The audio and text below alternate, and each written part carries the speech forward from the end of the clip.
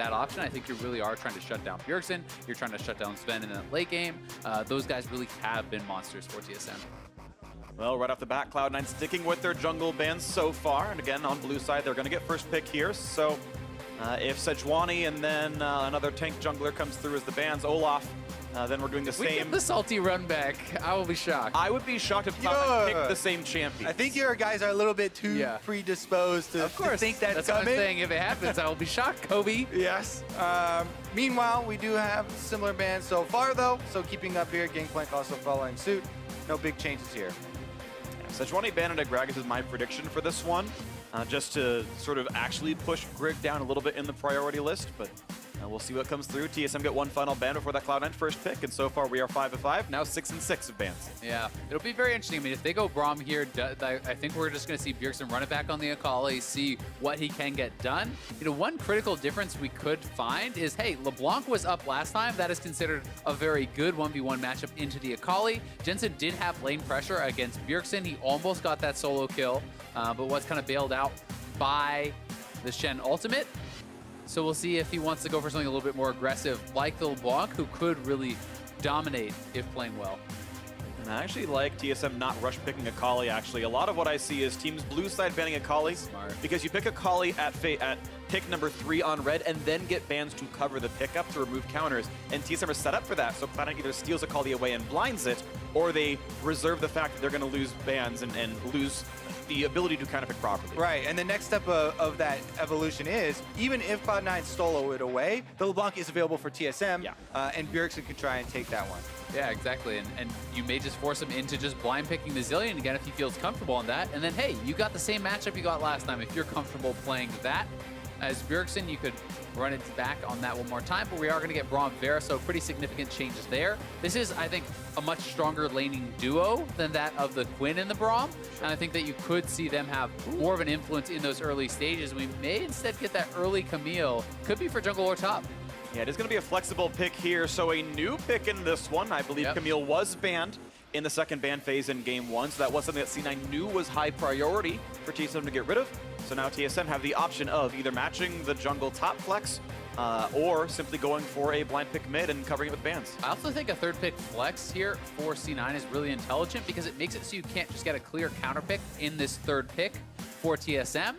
It is going to be the Akali regardless, but now you can at least ban out some of the potential counters or tough matchups that he may want to avoid. And I would go with the LeBlanc and the Galio as the two main ones if you're banning now for TSM. Phreak, you also mentioned there are other things. You know, you can't play Rise, you can play plenty of things into it, but those are two kind of the biggest. Absolutely agree. So Galio is the first one. Kobe right on that one. Yeah, TSM do still need a jungler, so I'm curious if C9 actually gets rid of things like Gragas. And Galio Camille is also a really good combination there. I think that Zilean also combos very well with Camille, so we could see them just ignore the LeBlanc and go for double bans on kind of the pairings there, as Bjergsen was able to handle that matchup last time around, but obviously the pieces around the Zilean would be different. And I think that TSM would hypothesize that is likely a Camille for Blaber, even though it is a flex pick. It definitely seems much more along the lines of Blaber and how they want him to play with this team. They cautioned when he first joined the team about him being a little bit too reckless and maybe a little bit too immature, and that's why he didn't start the season. However, they've also said that's one of the biggest strengths. You know, it is him going for these big initiations, going for the big skirmish plays, and Camille has so many options. When you have her from the jungle, it puts so much pressure on any matchup that you're in, even if it is considered an equal matchup. That kind of gank power can change it. And Lulu is another strong supportive mid laner that we have seen Jensen play. Traditionally can be very good at shutting down assassins with that polymorph, very, very powerful there. And it also kind of just buffing up and supporting the Varus, who can be a very strong late game carry. So Zilean will be available, as is the LeBlanc, two of the matchups that are considered, you know, pretty reasonable. They're into the Akali, and we'll see what the options are going to be. And TSM actually going to grab a flexible champion here with this one. This Poppy we've seen in a lot of different roles. Poppy has been played top jungle and support, and a lot of that recently. So still leaves things up in the air. Cloud9 must now lock in their full lineup. It's also kind of pushing, I feel, the Camille even more towards the jungle, because that matchup is very tough for Camille in the top lane. And if you wanted to go for a LeBlanc as an answer, well, the Heroic Presence can actually answer the Distortion fairly well. So it's kind of limiting C9's options in a number of ways. Poppy has been rising in priority here across the world because of the stats that she just brings to the tank game and how easy it is to interrupt dashes. Here we go, though. Cloud9 once again pick up the Zilean, probably for Jensen, since there is a Braum and Funnel's not a thing anymore. Yeah, this is almost a certainty here on this one. Not a surprise. That'll be another mid lane Zilean for himself against the almost certainly Akali. And the final pick's going to be probably Ornn. One thing I also didn't immediately consider, but that could be potentially a jungle Poppy, you know, and to answer the Camille. Now that we know it is Camille's jungle, you can kind of just pair that Poppy up wherever the Camille is going to go, and then potentially look for a more 1v1 counter pick here for Hauntzer. So definitely a lot of options left open to TSM, and I think this has been a very intelligent draft. I agree. So TSM, what's going to round out your lineup? It could be top jungle or support, and it's going to be top lane Sion, Pop moving to jungle, and it's TSM doing an almost entirely full run back as far as lineups are concerned. Poppy replaces Gragas in the jungle, but TSM continue to have a great 3-tank team fighting composition. Cloud9 have changed up almost everything here. A lot of important changes with Camille and Varus being the only 2 champions different, but I think it changes the texture of the game quite a lot. Yeah, probably going to still look like the same paths, though, right? Because Cloud9 early game oriented, TSM trying to get those couple items on Kaisa and try and rely on their mid and late game team fighting, whereas Cloud9 with the skirmishes, we'll see them be a little bit more proactive early on and look for the fights. I do think one of the big differences, though, is Varus' ability to kill frontline compared to that of the Quinn. We did see how much they struggled to actually focus down Hauntzer on this Sion. I think Varus is better at doing that, you know, with Blade of the Rune King and these on-hit style of builds.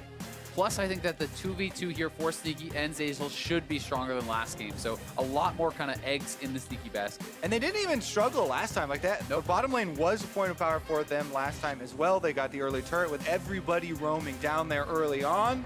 And that kind of got the snowball started. So once again, quick stretch out for Licorice. He's going to hope to do his very best here on this one as Cloud9 are heading in as favorites, but down 1 game in this series. TSM have only missed finals once, and they're vowing never again. 1-0 on the scoreboard so far. TSM hoping for a second as we get ourselves into Summoner's Rift in the semifinal.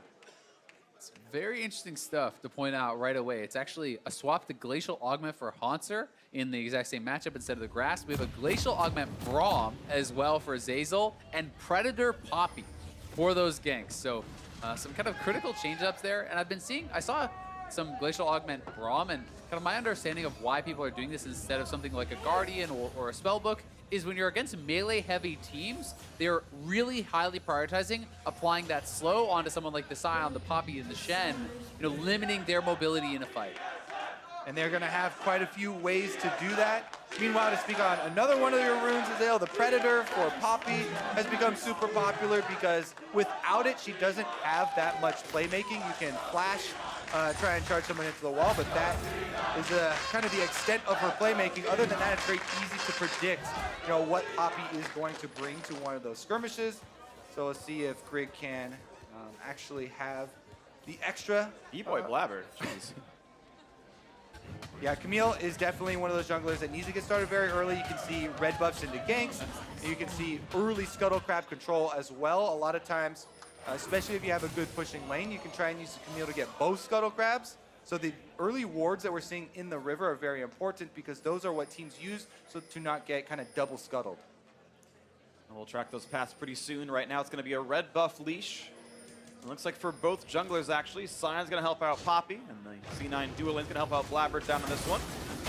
It's also worth, you know, taking into consideration. You talked about Camille's ability to sometimes double scuttle, and this is a Predator which gives you really nothing on those first meetings in the jungle, right? There is not that aftershock to kind of improve your dueling as the Poppy and hope to have a little bit better of a 1v1, so that does kind of lend itself to believe that even more of an advantage for Camille in this early 1v1.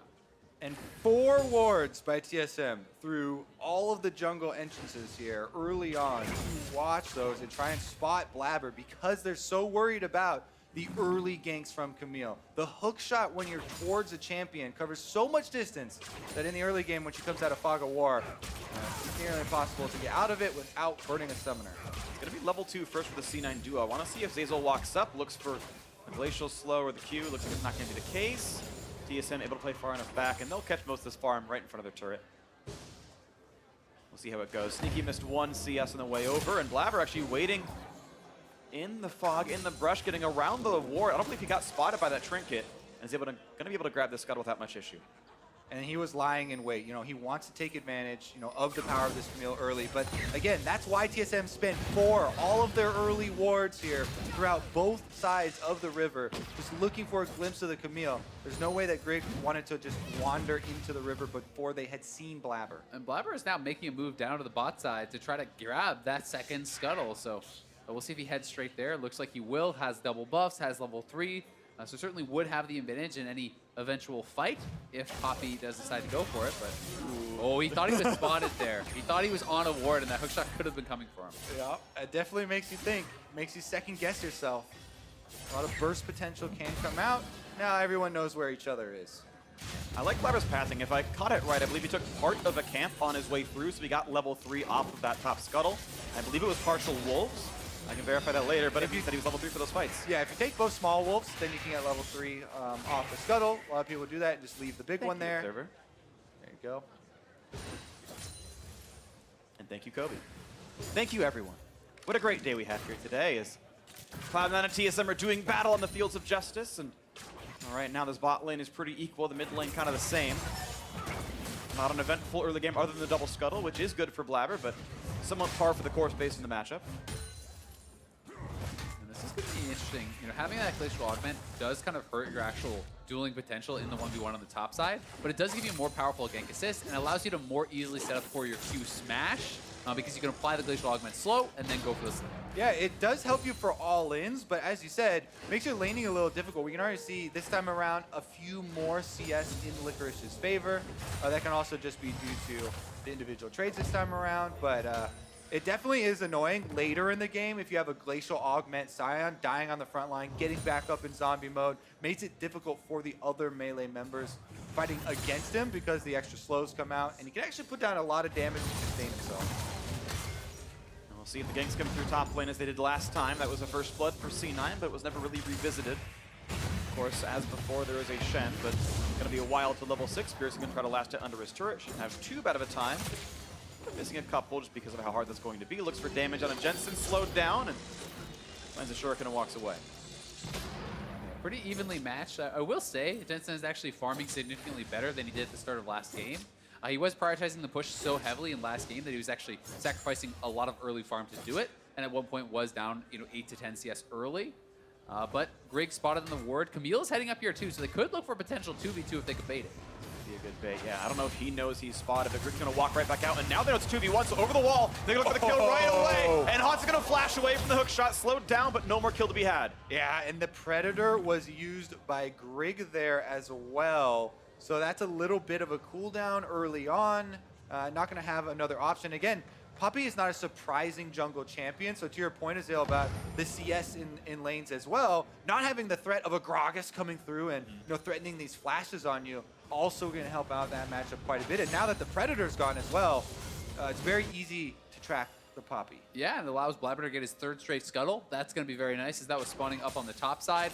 Hauntzer is going to have to be pretty careful as you see Licorice hitting 6. He is going to be without his flash. Camille could make a repeat game.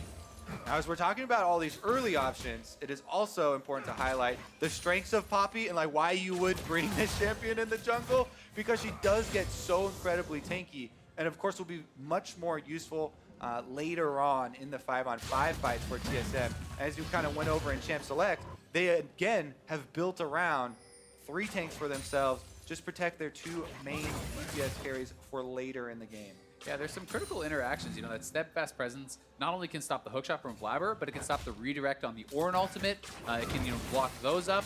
And I've seen, Poppy played against Zilean. If you can knock the Zilean out of a fight, you can sometimes burst someone down before that Zilean ultimate can come out. So definitely a lot of interesting interactions there. Hauntzer getting his first recall off, getting his own catalyst, moving towards Abyssal Mask. Not much of an issue for him as he walks back. Hauntzer, of course, able to forge, or sorry, Licorice able to forge his own, but actually is going for the full recall this time to recoup his resources, and neither top laner will teleport back.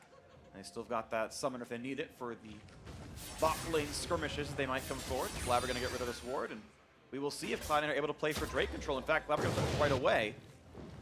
And as the team comes around, this might be a 3v0. Already we have a huge correction from last time around. This time, Cloud9 winning across the board in CS in their lanes with the early gold allows them also push up the lane and get the first Drake for themselves. This will be their first of the series, taking an early Ocean. That early Ocean is going to be so big as well. You know, not being able to be pushed out of lanes as easily really can make it very difficult in some of these matchups when people do grab that early Ocean. And we'll see if they want to head back up to the top. You can see Blaber is 6 now as well. Could make that clear up to the top side. And we just saw there on your screen, the fan votes changing after TSM takes game number 1. Getting quite a bit more support this time around. Cloud9, though, do have an early hold on this game and looking to push in bottom lane once again. Sneaky's got a double wave built up. Yeah, he's trying to kind of build this up, and we'll see if they want to try to threaten onto Zven. You see, just even in the way that Zven and mithy are playing it, they're showing a tremendous amount of respect over to that Varus Braum, knowing they have to give things up early to try to get to those later game stages. Plus, with that control ward that Zeyzal put in the side brush, it's very intelligent because if you don't have vision ever of the Camille, then the bottom lane that you're playing against has to respect the possibility. Because if there's a Camille in the side lane brush, they can easily hookshot off the wall. Mid lane though, Jensen. Down their first one, Jensen. Cloud comes down, good damage out for this. And he's got to respect the chance that maybe an R2 coming through might have been lethal damage, would have been close. Able to stay alive and regen back up with his Catalyst and the Ocean Drake. Catalyst, Ocean Drake, Biscuits, Corrupting Potion, Time Warp Tonic. They are a little durable, we'll say. Basically, all forms of skill over time to get here.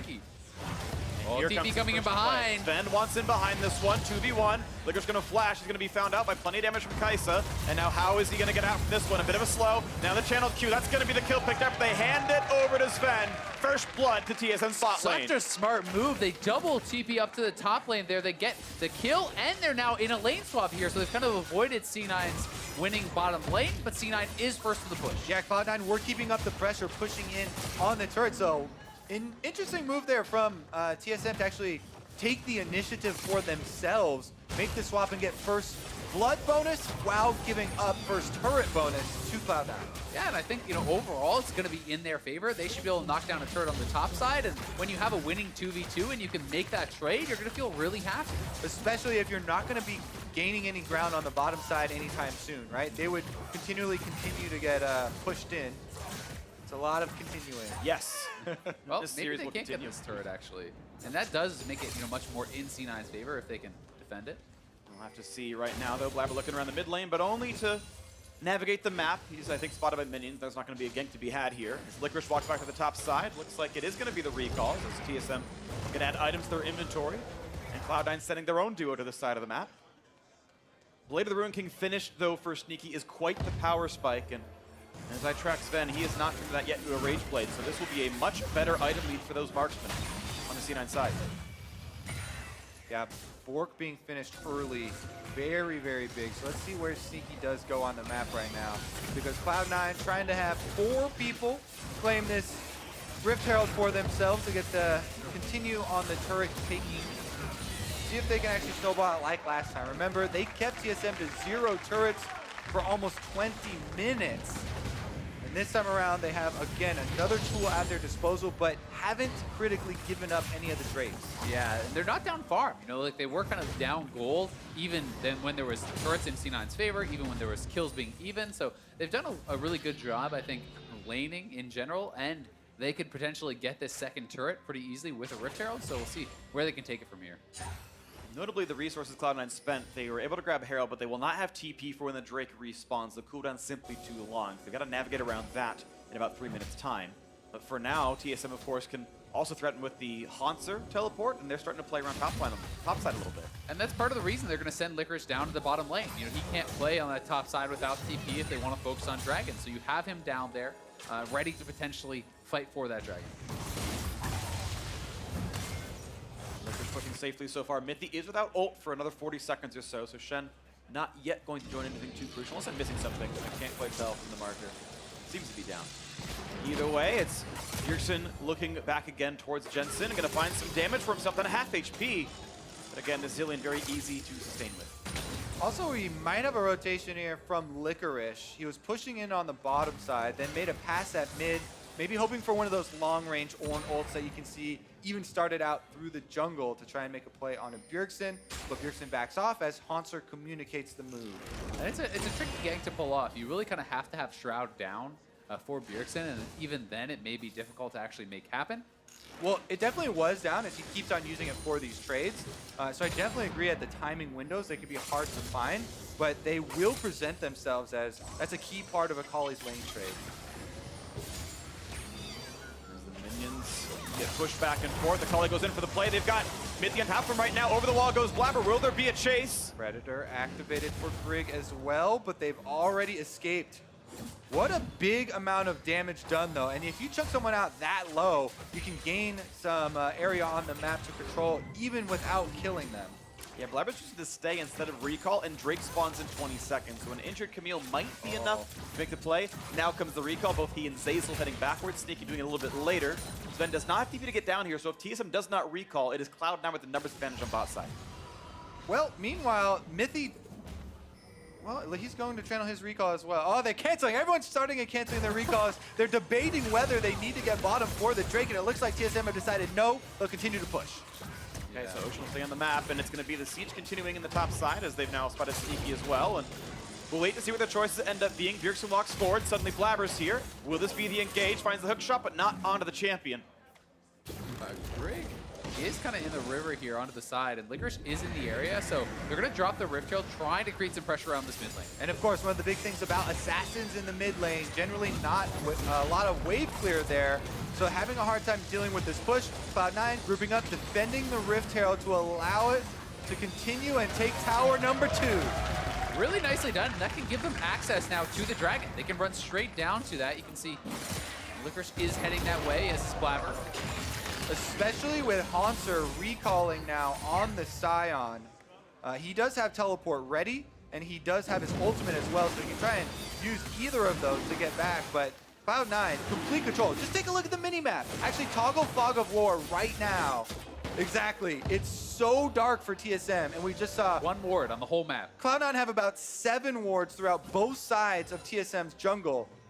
TSM definitely working with a lot less information. And it's now TSM taking the place that Cloud9 was, trading these Drakes for map control elsewhere. You can see them pushing for top lane tier 1, but first, it's a route onto Grig, and he's stuck inside a turret range, and he's gonna go for the channel. He's gonna knock back only the Braum. Not as Sneaky! He finds the snipe, and it's time for round 2 towards mithy. The slow's up soon. He's getting hasted. Can he find the kill? The shot's gonna go. Stopwatch buys a second, but there's no way out. Maybe there is. He's still running for his life, and yes, he'll live. Zeyzal might just burn down as the turret shoots him. Bjergsen is here. He can try to go in for this. We'll see if he looks for it. Good play out of mithy. Bjergsen looking for round 2. Slowed out by Jensen, though, and just going to take the damage and walk back. What a play there from Sneaky. Lands the ultimate under tower while Grig is standing still. They force the extra kill, and the flash comes through, but Cloud9 looking for a dive now. Looking for it. 4 versus 2. They find the stun. Zven, he's going to go down. The kill goes to Blaber. Here's an Akali, though. Bjergsen under the turret. He's going to feel safe on this one. Goes to the stun, and Sneaky's got to be careful. Zeyzal goes in for the stun. He gets one trade. Can he find the second? No, it'll be shut down. A double kill for Blaber. And critically, Licorice canceled Hauntzer's TP with his ultimate on the boss side, so Bjergsen was expecting that backup. It never came. Now Grig here is trying to chase down Zeyzal with the Predator, but he lands the Q, and Cloud9 should be able to get out. Wow, what a fight. Cloud9 coming out ahead on the top side of the map, and a 2,000 gold lead plus the Drake. Again, on display, Cloud9's early skirmishing here. So Zeyzal goes in, he takes the ultimate from Poppy, Sneaky flashes over the taunt from mithy, lands the arrow for the extra kill. Then mithy actually has a pretty good escape here. Flashes for the distance, then Zhonya's uses his stopwatch under turret, knowing that his taunt will come back up off cooldown afterwards just in time. And they almost baited in the kill from Zeyzal, but then Cloud9 had even more with Blaber flashing onto Zven. Yeah, and there's that TP getting canceled, but the beautiful combo onto Zven. They burst him down, and despite the fact that Bjergsen is able to get one kill, he does get taken out in the extended fight. And The Zilean ult was up, but just not perhaps expecting that much damage. He put it on Zeyzal. We thought the turn was going to come out of the front line. Braum instead, it was Bjergsen who aimed for Sneaky, so this time Jensen didn't guess right, though I can't blame him for looking at the front liner. Either way, top lane, outer, falls, Cloud9 again, 3 turrets to 0. This time, though, much better map control across the board. Although, as Zven getting some alone time down here, might be able to equalize this a little bit. Licorice, Licorice walking into a 1v3. V3 has the ult, can't channel away until that W ends for Grig. And now looking for the way out. Licorice may not find it. The ult forward for Zven. They will pick this one up. TSM tie the kills, but they're still losing control of the map as top lane tier 2 falls. And they could keep pressuring here. An extra minion still left. They can try and threaten an inhibitor turret if they keep that minion alive. Yeah, they're looking like they want to continue, but they're going to maybe rotate down towards mid lane, filter away some of these buffs in the jungle. You can see Zilean was kind of shoving them in the mid side, and C9 certainly coming out ahead as far as the turrets go. They're up 4 turrets to 1. That is most of their gold lead, and now looking to perhaps start to establish vision around this side of the map. Really thought they were going to keep up the tempo there with the teleport ready on Licorice. Even though he died, he could revive and then teleport up with the rest of the team, but they call it off. They have just 2 outer turrets remaining to take here, 4-1 in favor of Cloud9. And Baron coming up in a minute and a half is going to make it interesting with all the extra vision through this red quadrant of TSM's jungle. A lot of big ticket items coming up. The Baron, the Infernal is going to be that next dragon that these guys may want to fight very heavily around. That could be a really big one, especially for Cloud9, who has that kind of damage-dealing jungler who is going to get more out of the Infernal than Drake will. Definitely a good comp for it here as we wait around the mid-game. 19 minutes now in, tied in kills, but 4-1 in turrets and 2-0 in Ocean Drakes. Cloud9 looking at a comeback now in this series, in the lead in Game 2. Drake spawning in a minute 45, and right now C9's members heading to the top side. The Baron and Nash are going to spawn before the Dragon does. Now we look towards the bottom lane as there's a battle between the tanks with Zven coming in behind, 2v1. Ornn comes across, but can he stop this? Maybe so as Blaber comes across, looks for the stun, looks for the play into Zven. But now with mithy here through Shen, it's going to be that first kill. Zven on the board of the third one now, and no answer for Cloud9. Another good collapse by TSM, and it is Zven on the Kaisa that comes to kill the tank. He has the power to do it with the passive, and that is the second time that they have taken down Licorice in the side lane with him collapsing. And they're doing such a good job by using the Glacial Augment, slowing them down. They didn't even have to use the Kaisa ult to join in this time around. C9 are pressuring on the top side, but not fast enough to really get anything out of this. And TSM just going to get that 1 kill. They get the push on the bottom side, and they're going to be resetting in time for this Dragon here as well. Of course, time and chaos be spent on both sides of the river now because that Baron's alive. But right now, nothing really pressing towards it too much. Better damage the mid lane, but Hauntzer's safe to wave clear. Cloud9, though, does seem to own the top river as TSM owns the bottom one. 30 seconds on Infernal Drake. And a C9 walk through a ward. They're going to try to take some of this control back for themselves. Control wards in 3 inventories of theirs. Hauntzer waiting in the wings, going to find some damage with Blaber, but stays alive. And then once again, TSM pushed back as C9 will try to take control of this river. As TSM push in the mid lane, looking for the play on towards Hauntzer, but he ults away. 2 ults burned by Cloud9. This could be a decent re-engage by TSM if they collapse for it. But Zven's on the far side. He has TP, but he's alone top lane. He's going to find that turret kill easily. Yeah, TSM just needs to kind of buy time here for Zven up on the top side. Hauntzer has been on point with these ults. Oh, they got the stun and the ult. Grig's going to ult back, and he's going to knock out one, but it's still the kill for Sneaky. Not enough time bot, so no jungler. Gives a lot of space for C9. Cloud9 are definitely going to take the Infernal Drake here in payment for the top tower and getting that kill and try and continue the push, but TSM's goal of funneling more money onto their Kaisa, their late game super hyper carry, he did the most damage in last game, is kind of accomplished there. It's just that they did not want to give up that extra kill to Cloud9, which Blaber did a very good job of jumping on there with the Camille and kind of using that ult to corner Grig. I mean, these two marksmen are basically dead even. It's 20, 30 gold separating the two of them. They both have 2 completed items. These guys are going to be on very strong team fighters, and as you said, Zven has been monstrous in the late game on this Kaisa. He got a pentakill in the quarterfinals, and there's the potential for him to take over. Both these guys got to perform really well. I feel like these are clearly the 2 most comfortable carry champions for TSM right now. You know, Zven on the Kaisa with the pentakill, with the very good performances, and Bjergsen obviously with a huge part in getting them here with the Akali play. Yeah.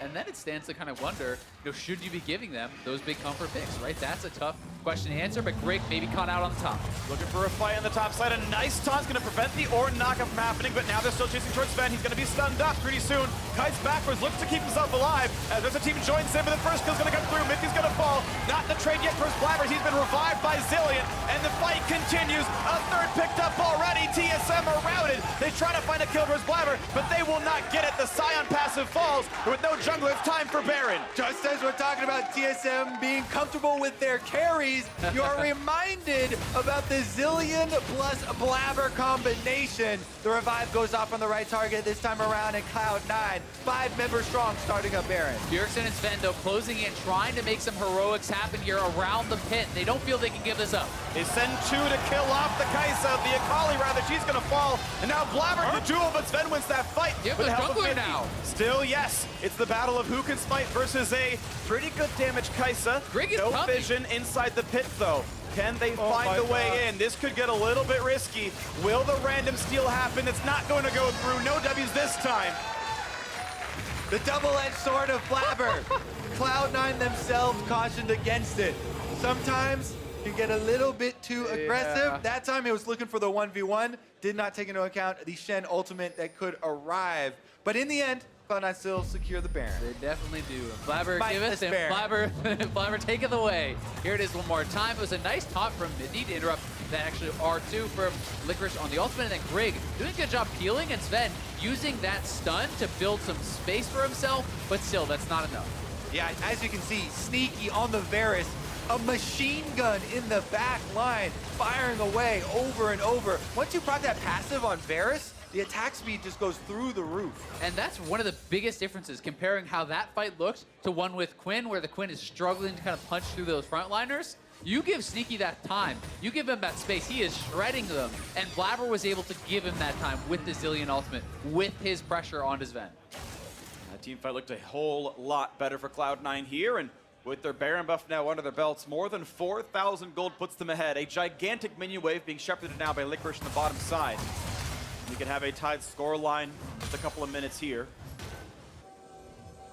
3 Drakes to 0 Baron-ons for 2 minutes still in mid lane tier 2 under fire. TSM completely giving up that part of the map. I will wait to see when they're going to defend their territory. Bot lane tier 2 has some reinforcements. Zven's going to stop this one, but now mid lane's under fire, and TSM not really there on time. They're going to give up that turret as well. Yeah, they're going to have to give up the inhibitor, and you can see, not only is it the gold lead, it's huge experience leads. 3 levels in the mid lane, 2 levels on that marksman. 9 greeting for the dive, looking for a bit of damage towards Zven and maybe towards Grig as well. They can't find it though. TSM playing far enough back that there were no extra kills picked up. Cloud9 get their 3 turrets. They take their 1 inhibitor. And they now wait, actually not even the inhib down, just going for bot lane inhib turret itself, going for maximizing gold income just so far. Still a minute and a half on this buff. Hauntzer could look for something, not going to find much of anything though. No knockup on his Zeyzal. The dive comes in, this is the fight. Now can TSM win it as he's in the front line? No health bars down, sneaky on top, they get the trade kill. The Varus is dead. No again, the assassination, they will knock down Akali. 4v3, Cloud9 looking to re-engage. They find that stun towards Grig, tanks it as Zven stays alive and the Resurrect comes into the front line. Still 4v3, turret goes down, Hauntzer being slowed up, being stunned now as well. This will be a 3rd kill for Cloud9. They look for number 4, a double knockup by Licorice. They're gonna find number 5. Grig will indeed fall to the palms, and they're alone in the base to knock down everything. Cloud9 strike back, and with the Baron buff, they'll be able to even up this series. And the turrets are gonna fall. No one's left to stop them. A 1-1 scoreline. Cloud9 was supposed to make the finals. They were the number 2 seed, and despite dropping 1, they fire back. The Nexus is theirs. We're going to game 3. And what a change from game number 1.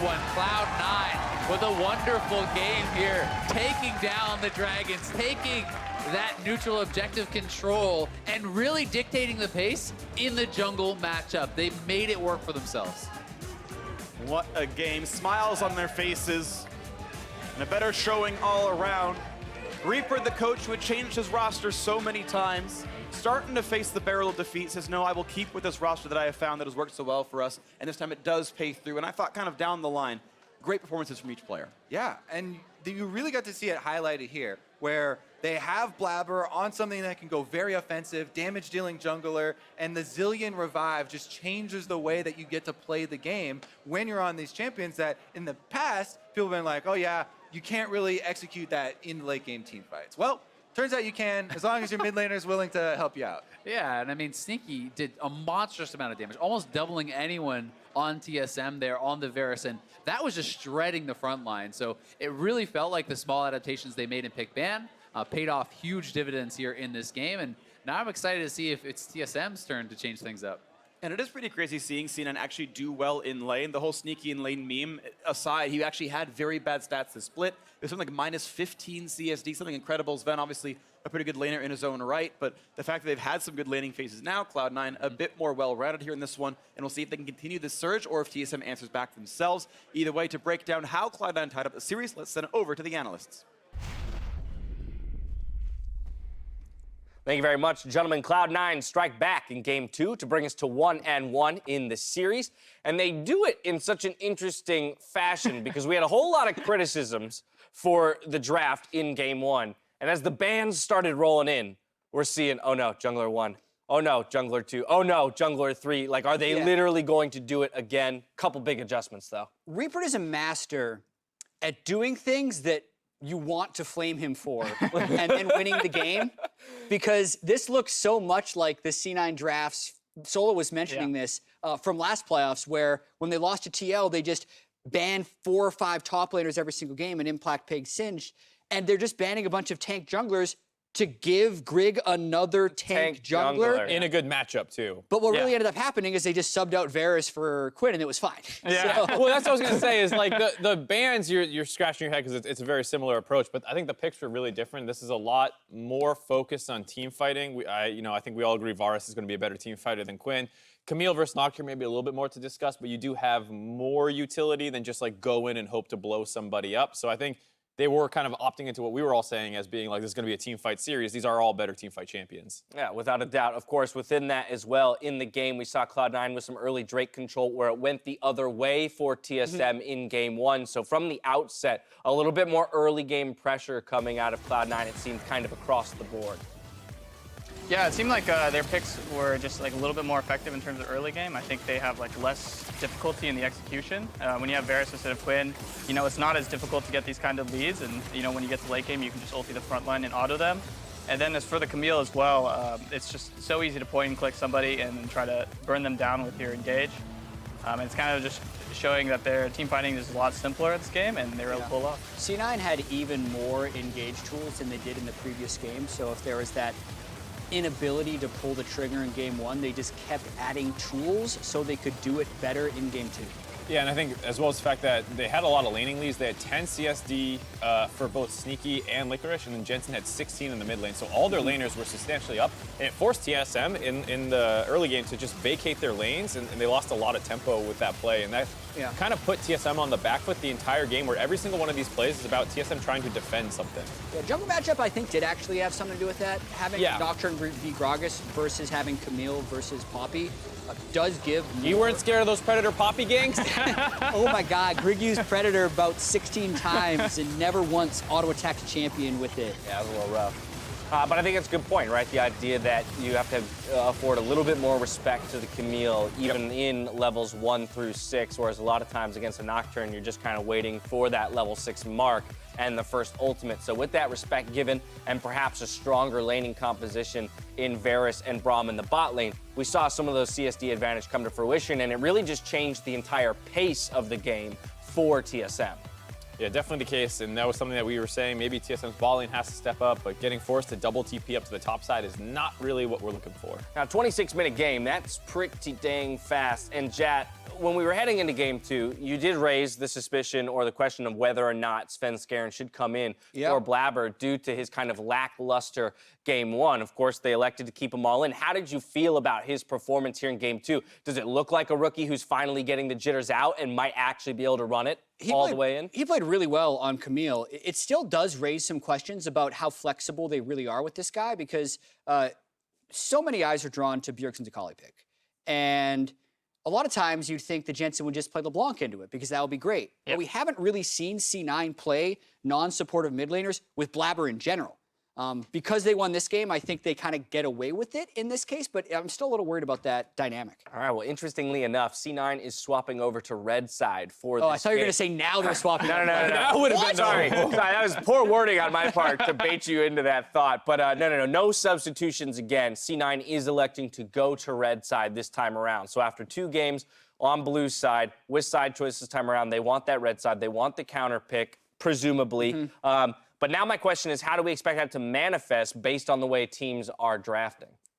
I think now that they've switched sides, I think they've decided that TSM is probably going to ban Zilean next game. So they don't want to do the same draft where they leave up Akali, and they don't want to do the same draft where they kind of force a Zilean plus a Camille or a dive jungler.